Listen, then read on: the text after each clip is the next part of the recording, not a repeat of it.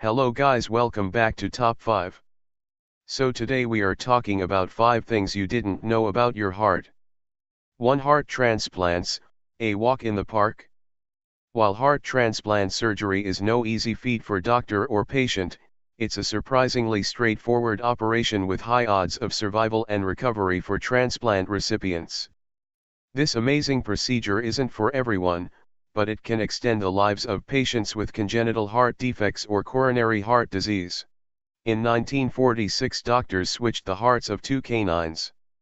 In what was likely a surprise to both the doctors and the dogs involved, both patients survived. The first human heart transplant surgery was a success almost. While the recipient's new heart worked perfectly, drugs to prevent organ rejection led to pneumonia, killing the recipient 18 days later. The body's understandable wariness about having its heart removed and replaced with one belonging to a stranger was a huge hurdle to increasing the survival rates of heart transplant patients. In 1983, a new anti-rejection drug, cyclosporin, came onto the scene, and it greatly increased the odds of success for transplant patients. Thanks to this and continuing advances, about 4 in 5 people who undergo the procedure are still alive in 2 years. The procedure's certainly no walk in the park, but heart transplant surgery allows a surprising number of people, about 2,500 a year in the US alone, the pleasure of many more strolls. 2. Heart disease hasn't always been the #1 killer. More people die of heart disease in the US than any other cause. It hasn't always been this way. Relatively few Americans died of heart disease in the 19th century. In 1900, pneumonia, tuberculosis, TB, and diarrhea/enteritis were the top 3 killers of Americans, according to the CDC. Heart disease came in 4th. A growing ability to stop infectious diseases coupled with radical lifestyle changes brought by modernization. Have you plowed a field lately to guarantee that you eat this winter? Sent heart disease shooting up the list to #1. In 1900, heart disease accounted for about 10% of all deaths. Now, heart disease is responsible for 35 to 40% of all deaths in the US. Advances in technology and automation during the 20th century meant that fewer of us had to do strenuous physical labor, and those who did still saved themselves a round-trip walk by using cars or buses. American diets also changed drastically. Whereas most diets consisted of homemade and handmade meals, industrial processes soon introduced a variety of high-fat foods into our lives. In a 27-year span starting in 1940, the rapid onset and skyrocketing rates of heart disease led the World Health Organization to label it the world's most serious epidemic. Heart disease is now our #1 killer, but we're guilty as accessories to the crime. 3. It's the original electric motor.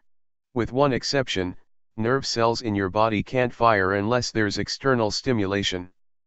That exception is the sinoatrial node, SA node, a tiny bundle of highly unique neurons that are self-starters. The SA node fires about once a second, and the electrical charge it produces is the reason your heart pumps, your blood circulates, and, ultimately, why every part of your body is able to function. When it pumps, the heart constricts and sort of twists, and then relaxes only to constrict again with the next heartbeat. When the heart beats, an electrical signal passes from the top of the heart, near the atria, upper chambers, down through the ventricles, lower chambers, and the chambers contract, in that order. Your SA node sends out the electrical signal that guides the rest of the heart tissue. So when the atria contract, the valves sandwiched between the atria and the ventricles open, and the blood in each atrium flows through its respective valve down into a ventricle. By this time, the heart's electrical signal has passed from the atria into the ventricles, so while the atria relax, the ventricles contract. This forces blood out of the exit valves and into the body, and by the time the lower chambers and exit valves relax, the upper chambers and entry valves are receiving another electric prompt. This process repeats about once a second. 4. It's not where you think it is. When we're told to touch our hearts, the majority of us touch the left side of our chest. This is the location where the organ is depicted in illustrations of Cupid, and it's often where good guys plunge their swords when finishing off the bad guys in the movies. In truth, your heart is located ever so slightly left of the middle of your chest, behind your sternum. But why does it feel like it's located far left of center? The left side of your heart is responsible for pushing blood to the farthest corners of your body. The right side delivers it to the lungs, which are directly next door. For this reason, the heart doesn't use much force to shuttle blood to the lungs, or else it would damage them. However, the heart gives a powerful push to send blood on its way through the arteries, and it's the left side of the heart doing this heavy pushing, or twisting, actually. Although located in the middle, it's this powerful left side pump that we feel, and the reason we Americans don't touch our sternums while saying the Pledge of Allegiance. 5. You and your heart go way back.